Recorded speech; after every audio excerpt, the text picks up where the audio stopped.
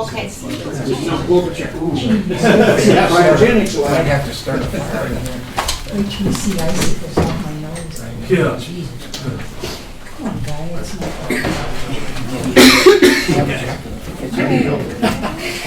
It's a. Yeah, take it off. Are you the sole representative? Yes, I don't know. Then you may as well just pull up a chair. Is there anybody else here from the planning commission? I don't see anybody. Do you want to come up here with us? If anyone walks in after, they'll just realize they were late. Yeah. Come on, Mr. Morris. We have better view. It's a joint meeting. Hello.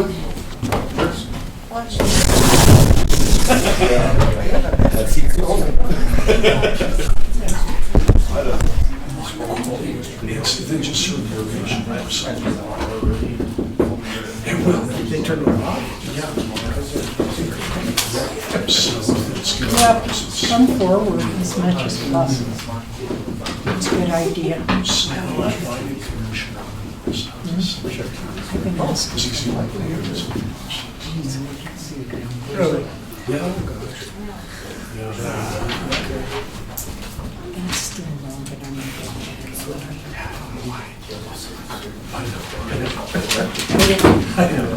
Good afternoon. This is a work session. It's a joint meeting between Trinidad's Planning and Zoning Commission and the City Council. We are going to get an update on a proposed major impact application for a major subdivision and rezone of Rancho Duran. So who is going to present? Hi, Mr. Mason, how are you? I'm good, how are you? Good. Yeah. Evening, council, mayor, Mr. Morris.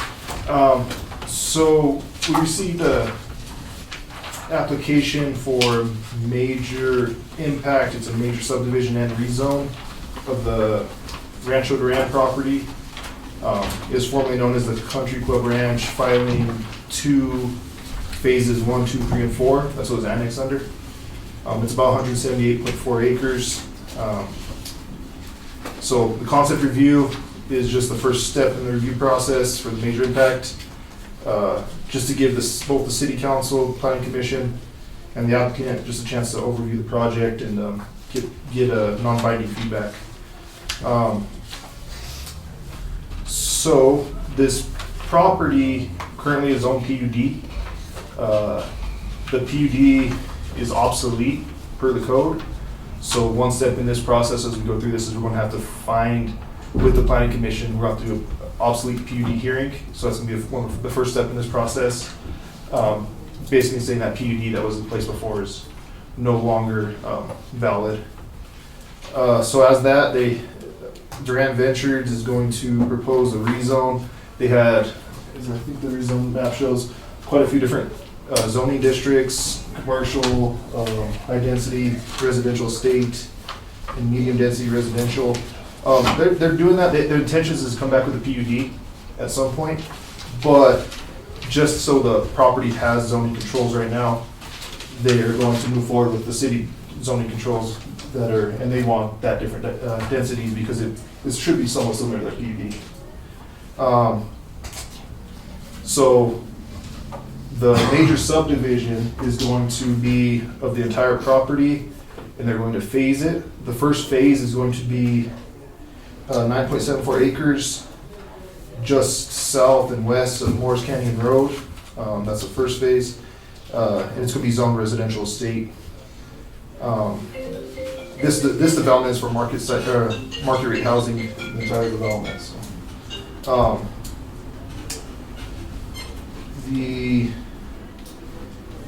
They'll have to subdivide the entire thing though, so there will be the phases. I think that's kind of their subdivision there.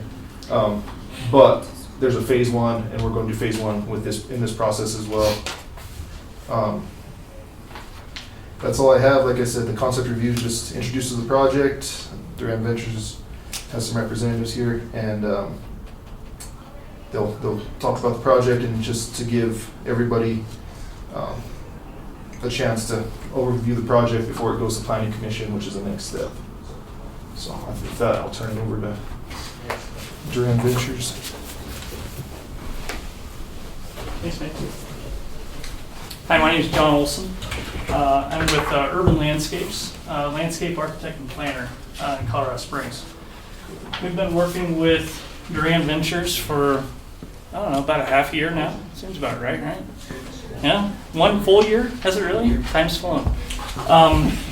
And we do have a brief presentation. I don't know if you could pull it up. It's very brief, it's only 6 slides, but it'll kind of walk you through this a little bit. Our primary goal, as Nick mentioned, is to subdivide these first 11 lots, which are across from Fisher's Peak Elementary School. The PowerPoint presentation. Oh yeah, sorry, that was it's the bottom one. There it is. Thank you. So it's 11 lots. They're all going to be a ½ acre minimum size. And then of course the 2 open space tracks. And you'll see, well first let me orient you all. You guys all probably know where it's at, but south side of town, south of Fisher's Peak Elementary School, and it's the large 178 acre, previously claimed as golf course. If you go to the next slide, I think we have the font is crazy on this thing, huh? It's just I think a default. Anyway, is this the second slide? Yes. Okay. There's an aerial view of it. So most of the site is pretty open. There's some trees on it, some cedars and a few pines, and otherwise it's mostly open. It's fairly flat.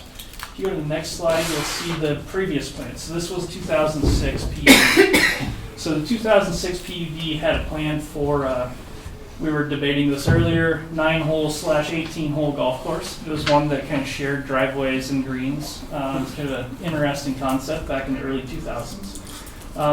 Not many golf courses actually get built and designed today, so that's probably why this project never actually happened. But with this, you'll see on there the area along Moores Canyon. I'll come over here and point for you. This is Moores Canyon Road right here, and it makes the turn right there. The area that we're talking about, the 11 lots, is really right here. And it's somewhere around 80 units that was planned in there before, with a lot of townhomes in this 2006. There's also the golf course clubhouse, commercial kind of element, a lot of multifamily pieces that were involved with it, and then of course a lot of the residential uses. That's not what we're going to be developing today, but that kind of gives you the general feel of what was planned. So our goals for this application are these 11 lots. And these 11 lots, again, are meant to be these ½ acre lots, really beautiful kind of estate homes. If any of you have ever walked this canyon right here that kind of runs like this, gorgeous. So we want to be able to preserve as much of that beauty as possible. On this slide, you also see these 2 tracks right here, where the green is coming in.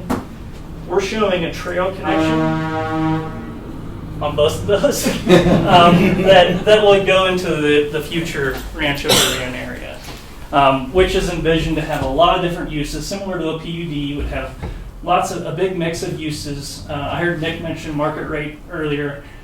I'm sure there'll be a big amount of that be market rate. I don't know if there'll be an affordable aspect to that or not, but there'll be a lot of different uses and components that go into that, including the commercial uses. Go to the next slide. With that, as Nick mentioned, the PUD that's there is obsolete.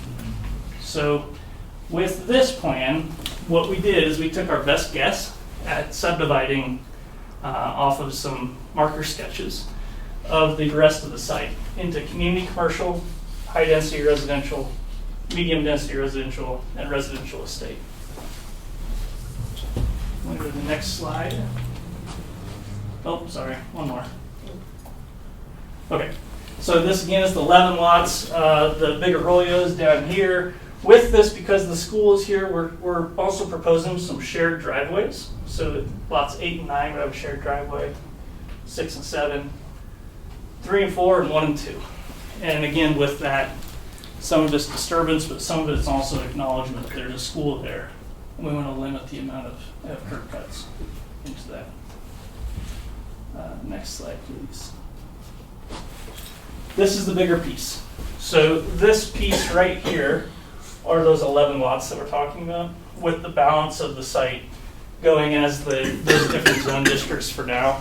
As Nick mentioned, those will be revisited in the future and figured out what to do with those.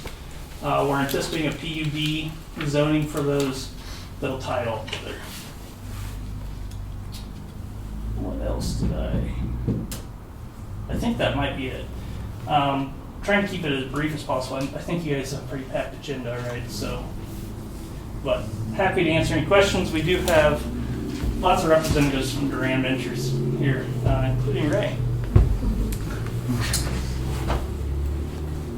So actually, one more slide. I'm sorry. One more slide. Let's go to One more slide. So, as you're probably aware, the Eagle Rock Phase 1 is underway with Duran Ventures right now. So that construction is supposed to start here relatively soon. I think bids are going out very soon, within the next couple weeks.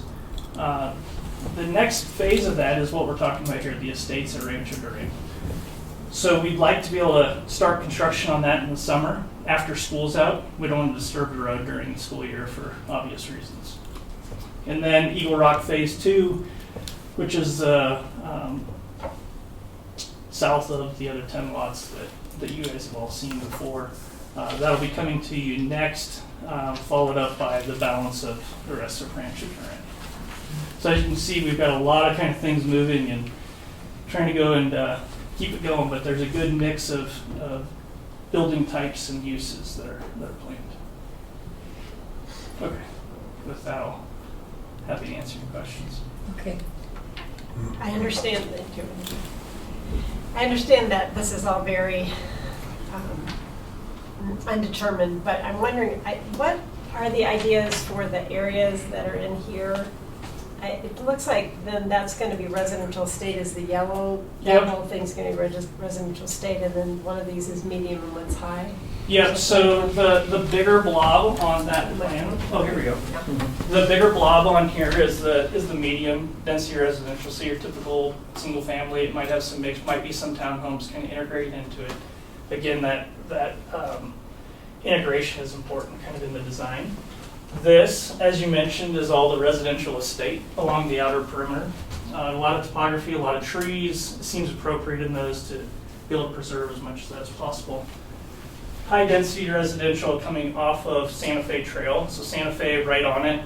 This is a little bit skewed because we would like to see and anticipate the actual trail coming on this side of the property and interfacing that with the commercial. And then the high density residential.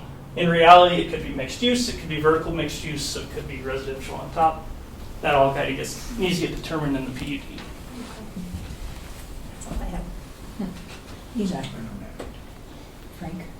No, I really don't have, when you have that, it's going up the Santa Fe Trail there, or the pink part, how far does that go up to, does that go up there to where Blasie's building his RV park? That's that trail. That's this, right? That's correct. Yeah. That's this right down here on the south. And so it's a great point because we think there's an opportunity to kind of tie in with some of their guests being able to go back and forth with the commercial piece. So, I'll let you go. No, go ahead. No, I don't have anything. Go ahead. Well, go ahead. John, do you have anything? Okay, so this is a mile and a half from town, and the demographic that's moving that I see seems to be a mature graphic. So that makes it about 3 miles to the hospital. So my question is, have you considered like any multi-generational aspects to this development? I think the grand vision of this would be kind of in that multi-generational development. So it would have all of those different uses. One of the things that Ray has emphasized to us, to the design team on this, is the goal of providing something that's not really here. And it's that careful integration of community And so that definitely is a big part of it. So that ties in with the apartments, with the townhomes, with the single family, with the larger estates. If we can create a community where somebody feels this is where I live, this is my place, whether they age out of a place or not, or their kids move out. I'm about in that situation right now, where kids are about to move out of my house. I might want something a little smaller, right? Or maybe something a little nicer too. Kids aren't going to ruin, to be frank. My kids aren't listening. This isn't recorded, is it? Well, they know. They ruin my stuff. But that's the kind of the goal of the community, is to have all those different options. I live in a neighborhood in Colorado Springs that has exactly that. One of my friends is on their third house in the neighborhood. The neighborhood's only 20 years old. So we definitely want that. And we want a place that you can have young families, you can have empty nesters, you can have retired, you could have just starting out in apartments, all of that integrated into one place. Great. Okay. Because one of the things that makes those really work is to have the communal spaces that encourage interaction and that. Absolutely. Another reason to move toward this is we have an aging population in the city, and my mom, for example, she stayed in her house because she got a roommate that was much younger than herself, and so she could stay in her house and drive in and all those things. So, Right. you know, making a community that can support each other would be helpful out there. Right, and I know when we get to the phase 2, which is all of this piece, and that phase 2 might be phase 2, 3, 4, 5, all the way up. Who knows what the market's going to bear on it. But also on the Eagle Rock phase 2 piece that will be coming to you guys at some point. We will be talking a little bit more about what we anticipate with that community feel. So, we're pretty excited about it. I'm proud of our client on this and what they want to go and provide for their community, right? So To have mixed density Yeah. is a good thing, I believe. I moved here to get out of the single, just the straight suburbia. right. It was a conscious decision. So. It is a conscious. I did the same thing. When I lived in Omaha, I lived in one of the neighborhoods that had the sign out front that said, I think at the time, and now this is crazy talk, but it said, from the low 100s, right? Oh, wow. Is that insane? But that was the reality of the sign. I think we bought our house for like $125,000. Wow. Aaron, are you finished, Mr. Norris? I'm finished. Thank you. Okay, thank you. So I don't know who's best to answer this question, potentially Nick or Michael or maybe yourself. If you can you outline the next steps of this will be? I mean, obviously it'll go to the planning and zoning, but we have to do a rezone and establish a PUD, right? So I mean, what comes first, the chicken or the egg or the? Well, yeah. So this gets into the obsolete PUD, and the code doesn't give. It basically, the code states that the planning commission does a public hearing and finds it obsolete. There's no direction in the code after that. But the crutch of all of this is the city doesn't want unzoned property, and since the PUD control document was never, with the previous developer, was never complete, as well as the fact that PUD per the code has no uses assigned to it, no setbacks or any type of enforcement provisions in there. We recommended that at a minimum we pick a zone district or a few, as they have chosen, to create a zone, an underlying zone, so that we don't have unzoned property in the city. So to answer your question, sorry that was a long way of going around, but I wanted to explain the no zoning issue. So the steps on this is a major impact development. So the first step is concept review. Then there's a planning commission meeting, which is the meeting in which the engineering for this phase 1 and any of the other types of studies that are required, et cetera, are reviewed by the planning commission, and they make a recommendation to the council. And at that time, the council will be considering beyond just the application, as well as a subdivision improvement agreement for the phase 1. What you're going to have is this plat. The one thing we didn't touch on is the other reason for what is happening is the reason that we're having to replat this is they're actually adding a little bit of acreage to those lots on the hill. So this property line is being touched, which then affects the boundary of this parcel. So that's what kind of triggered this kind of cadence of needing to rezone and do everything else. But yeah, your first step will be that this tonight, these guys will refine anything that in their application based on your comments. Their next step is to come forward with full utility designs for the first phase. And once we have all of that and they go through a planning commission meeting, then I'll be working with the legal counsel to do a subdivision improvement agreement and bring you the plat. What they will get through the subdivision, what's important is the subdivision and improvement agreement is really the binding document. That is really the entitlements of all of this because it's going to be residential estate. So that subdivision improvement agreement will just basically entitle those first 11 lots to be constructed, the utilities installed, there'll be a performance bond or irrevocable letter of credit posted prior to any of that work beginning. So that's the next step. And then again, the remainder, or if they jump to the other phase like they talked about with Eagle Rock, but the remainder of this will come in as plats. And so there'll be just different phases. They might choose to do just a small subdivision again, depending on the market. Okay. That answered my question. Thank you. I have no further questions. Okay. No, you go ahead, because I just wanted to ask a simple. Nick, have we got plans to take care of all the utilities for their gas, oil, especially on the other side? We haven't gotten full submittal drawings on utilities yet, but we have a preliminary idea, and I think for at least this first phase. Yeah, that we know, but the other phases going up the Santa Fe Trail for sewer and electric and that, is that all for the gonna be first city? the next phases of Right. this. Yeah, we haven't really touched that. We kept stuff open, trying to plan ahead. So electrically, we've talked about that a little bit, planning ahead to make sure we have easements and. But yeah, we really haven't got into the utilities on the rest of the. When phases. will you go into that? Probably as we. I mean, I'm we just move along. kind of curious, you know, 'cause So we need to get some of that done.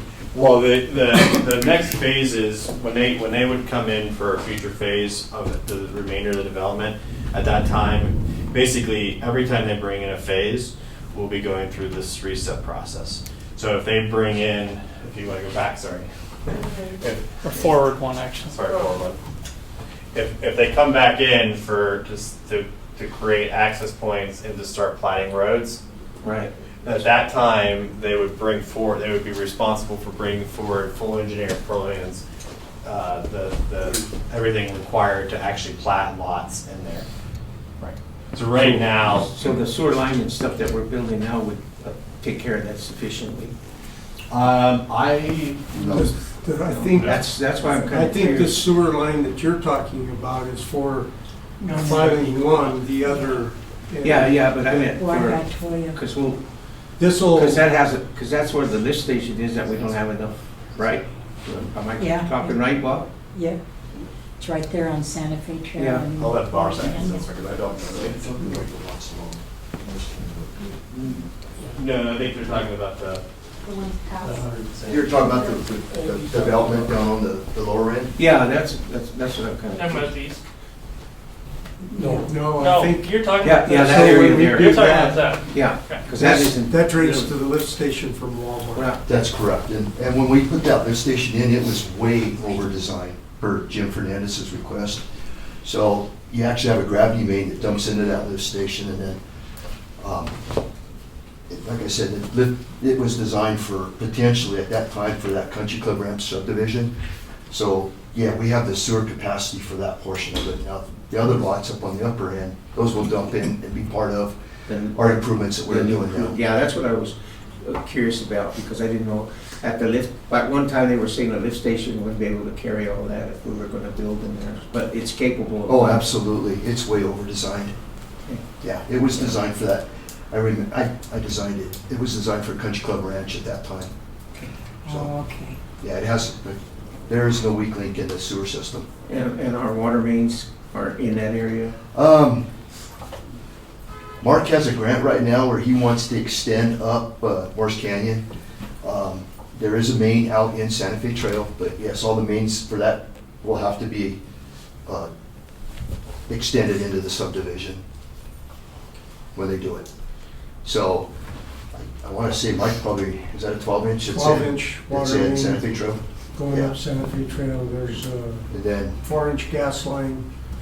Electric currently is San Isabel, and we'll have to Yeah, that's why I was curious decide, too about figure that. that out, because I know that Power Light is working on 3-phase up Santa Fe Trail, so we'll see if we can feed this. We'd like to, Yeah, definitely. but yeah. Yeah, I just kind of wanted to make sure we get ahead of everything instead of Right. waiting the last minute and trying to put stuff in. yeah, this goes way back when they were back in And the and it'll GMC just days. be one exit, one exit into the grounds there? So Um, our plan actually, I think the plat that was provided, there's a couple of different access points Yeah, that we're that's- proposing. Okay. Yeah, it should be in the preliminary plat drawing. A minimum of 3. Yeah. I remember you guys showing 2 going off the Santa Fe Trail. Do we have we own that road, right? So we won't have a problem with putting those accesses in, On what road? the Santa Fe Trail, Yes, we do. all the way up to We'll just- Port Entry, right? Yeah, we'll just make sure best engineering practices and spacing and, Right. you know, because intersections will we be had right, that but issue. we own Santa Fe Trail. Yeah, because we had that issue with, over here on by the state park, where we're gonna do the Oslo Park, remember?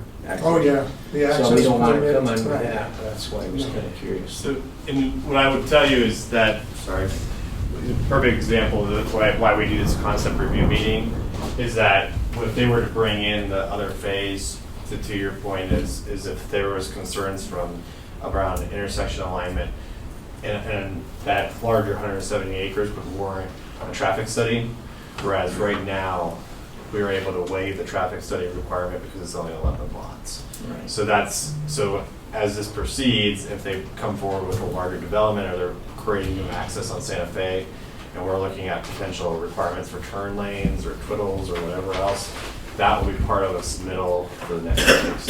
And then, the only other thing that might be worth you touching on is just on those 11 lots. Can you just real quick run through for them, just any utility extensions for water, sewer, gas, and electric real quick on the 11?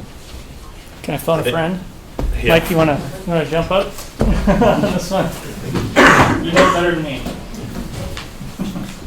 Good evening. My name is Mike DeGrant, and working with the Duran Ventures as their development consultant. So from a utility standpoint, and I'm gonna walk over the map. This is Morris Canyon that goes out to Santa Fe off to the left. This is Peak Street that goes up into the Eagle Rock area. Existing Morris Canyon Road adjacent to the school. Currently, utilities, there's water that comes to this driveway coming into the school, but with our overall development of the 11 lots, we will extend sewer, water, electric, and gas along Morris Canyon Road with the development of the 11 lots. So that'll be part of the package that comes in for final approval. And we do have, San Isabel, we do have we'll have city power for that, right? That's Correct. those For are- this, Correct, yes. Yeah, because that is, yeah,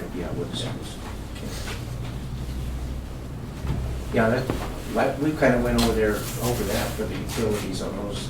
We're more concerned, I was more concerned for the other side there.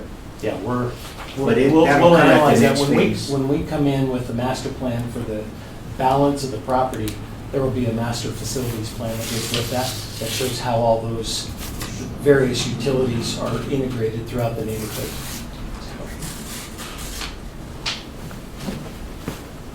Anything else? No, that's up for me. I'm not knowledgeable enough to ask a sensible question at this point. I'm just happy that that land is going to be developed, because in my mind, that area is some of the most picturesque places to build houses, and I am a senior citizen, and I'm thinking I might need one of those elder homes pretty quick.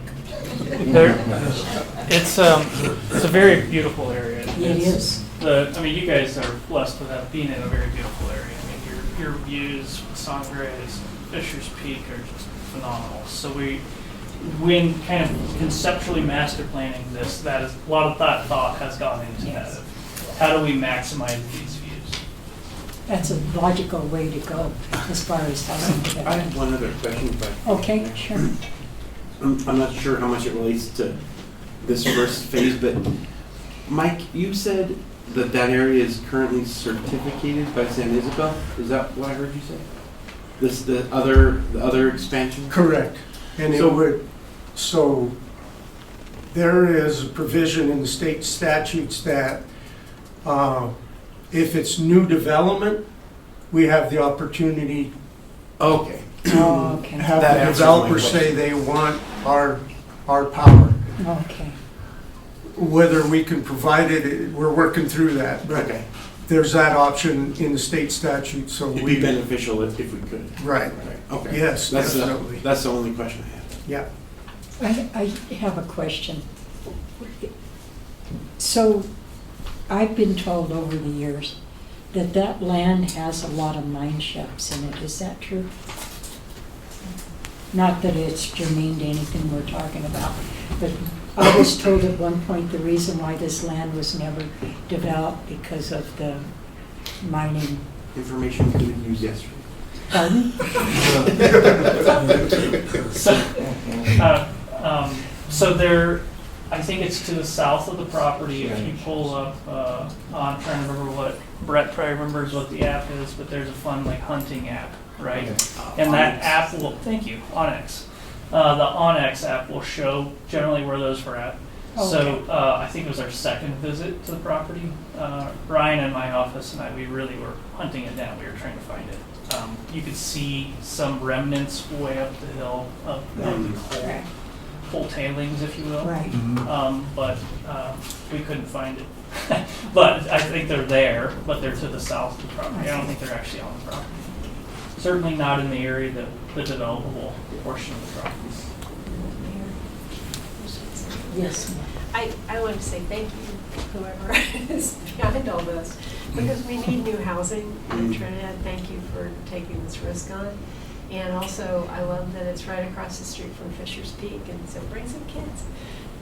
So, my name is Ray Duran, Mayor, Council, Planning and Zoning, and staff. It's my pleasure to actually be here with my staff, my team, not the whole team, but to kind of give you an idea. And I'm going to try to make this short. My wife was telling me, please.